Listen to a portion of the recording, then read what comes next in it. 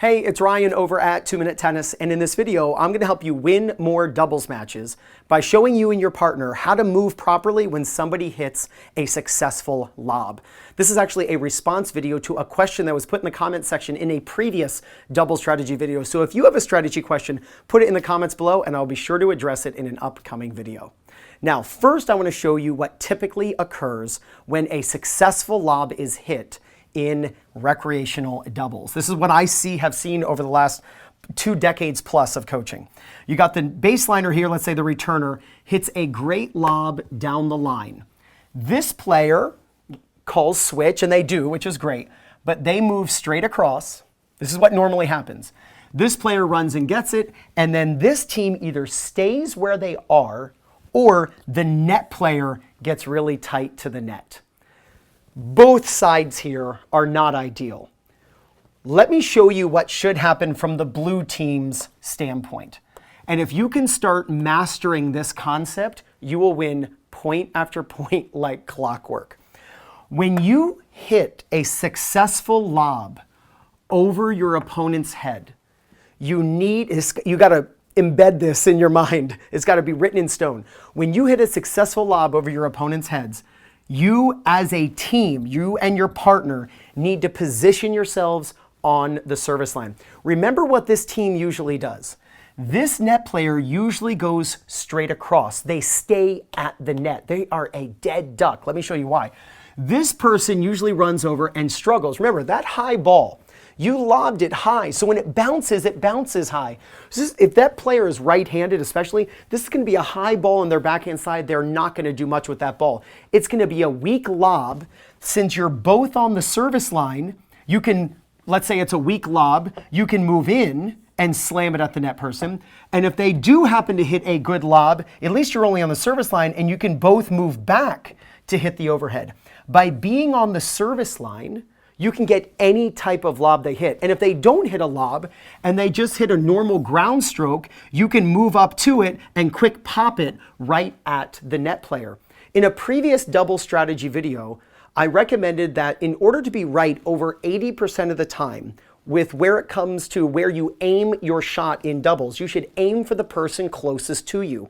The best scenario you can possibly have is 2 net players against a one-up, one-back team where this player is lobbing. The back player lobs, and they're going to do that when you lob their partner and they switch. And when they lob, boom!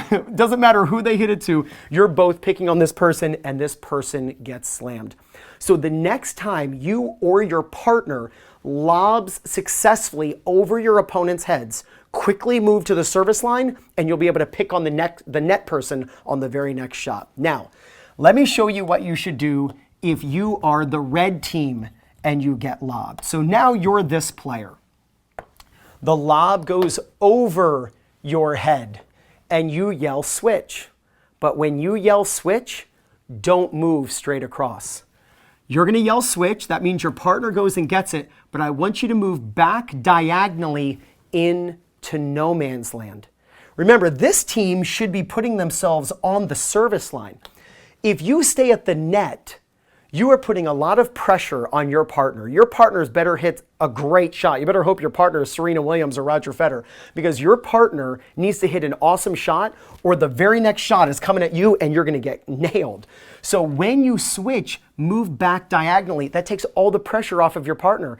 Now if your partner hits a weak ball that is going to get slammed with an overhead, at least you can move all the way back behind the baseline. When the ball gets slammed to you, you have plenty of time to hit it back, and you then give yourself a chance to win that point.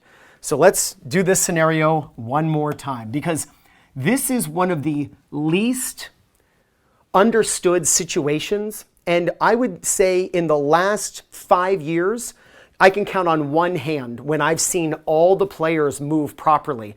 This is a huge advantage for you and your partner if you can move correctly in these situations. If you're the blue team and you lob successfully, most likely your team is moving like this. So quickly move to the service line. The very next ball they hit, quick pick on the net person, and they'll have no time to react.